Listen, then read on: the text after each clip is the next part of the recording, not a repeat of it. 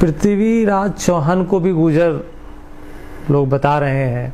वो लोग कह रहे हैं महिपाल मकराना के मैं 34वीं उनकी पीढ़ी से हूँ, तो पृथ्वीराज चौहान गुर्जर कैसे हो सकते हैं? तो इस पे क्या कहना है आपका?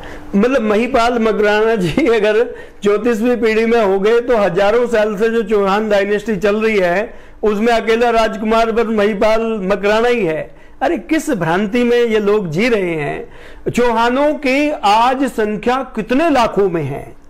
आज उन चौहान सम्राटों के कितने सारे वंशज हैं।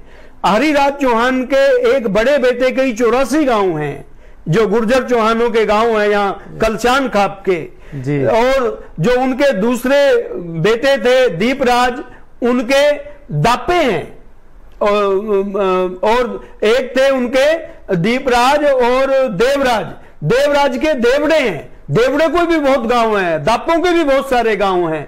तो एक एक शासक के एक एक बेटे के इतना विस्तार है। तो अब इन इतने हजार सालों की चौहान डायनेस्टी में अकेला वही व्यक्ति है। ये मतलब कपोल कल्पित ये बातें, आत्ममुग्धता की बातें ये कर रहे हैं। शर्म आनी चाहिए इन बातों से कि चौहान डायनेस्टी कितनी बड़ी है, कितने लोग उसमें हैं। मतलब गुर्जरों का मुख्य क्लेम है। अगर चौहानों की बात करो तो राजपूत का तो 13वीं शताब्दी से पहले राजपूत जाति का कहीं अस्तित्व नहीं है हिस्ट्री में। तो ये अस्तित्व में कैसे आए राजपूत? चौहान, चालुक्य, प्रतिहार, परमार, तोमर, गहलोत, भाटी, चंदेल, ये सब मुख्य वंश जो हैं गुर्जरों के वंश हैं। ये प्रतिहार वंश के 13वीं शताब्दी तक, और ये प्रतिहारों के सामंत थे सब। उन्हीं के समय के वंश है, उन्हीं के समय के वंश हैं, उन्हीं के सब सामंत थे। इनसे उन सब के विवाह संबंध भी थे आपस में, ये आपस में रिश्तेदार भी थे सारे लोग। और इन सब के देश को गुर्जर देश कहा जाता था। अब ये राजपूत जो शब्द है आप बोल रहे हैं कि 1300 ईस्वी के बाद आया, तो इस शब्द की उत्पत्ति कैसे हुई, इसके बारे में कुछ आप थोड़ा बताएंगे? राजपुत्र जो है वो एक प्रकार से राजा का पुत्र। देखिए राजपुत्र शब्द प्राचीन भी बहुत सारी चीज जगह पर मिलता है। रामायण महाभारत आदि जगह में राजपुत्र शब्द मिलता है, पर कहीं भी जातीय अर्थ में इसकी प्राप्ति नहीं होती जी। वहां ये केवल संतान के अर्थ में प्राप्त होता है। अब कहीं किसी काल में राजपूत जाति का कोई पता नहीं चलता। 13वीं शताब्दी के बाद ही गुर्जरों के इन परिवारों में से ही कुछ लोग फिर राजपूत कहलाने लगे। और कौन लोग हैं वो, मतलब उनको थोड़ा विस्तार में बताएंगे? वो उन्हीं के परिवारों के लोग हैं। देखिए होता क्या था कि जब 1192 में पृथ्वीराज की पराजय हुई, पराजय के बाद चौहान और उनके जितने भी ये सामंत थे ये इधर उधर सब बिखर गए चारों दिशाओं में।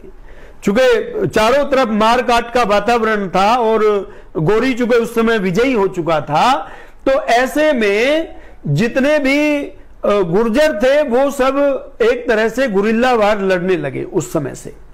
लेकिन थोड़े से अभी छोटे छोटे राज्य गुर्जरों के बचे हुए थे, जैसे गुजरात का अनिलवाड़ा था, रणथंभौर था चौहानों का, या फिर जो यहाँ के गुर्जर थे चित्तौड़ के गहलोत, उनका चित्तौड़ वाला किला था। इसी प्रकार से छोटे मोटे जहां तहां ये बचे हुए राज्य थे। अंत में अलाउद्दीन खिलजी ने 1301 और 2 आते आते इन सब राज्यों का भी सफाया कर दिया।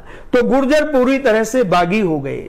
लेकिन कुछ लोग जो इन्हीं के परिवारों के ही लोग थे, जो जिनकी राजपूत उपाधियां थी, उन्होंने सत्ताओं को स्वीकार कर लिया।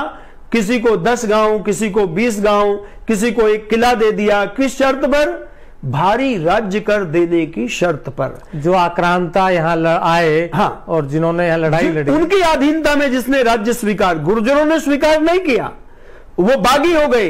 लेकिन उन्हीं के परिवार के जो कुछ लोगों ने स्वीकार किया, वो शाखा उनकी राजपूत कहलाई। इससे पहले यहां कहीं ना तो चौहान उससे पहले कहीं राजपूत हैं, ना प्रतिहार उससे पहले कहीं राजपूत हैं, ना गहलोत उससे पहले कहीं राजपूत हैं, ना उससे पहले कहीं चालुक्य राजपूत हैं। इन सबके लिए तो गुर्जर शब्द का प्रयोग हुआ है।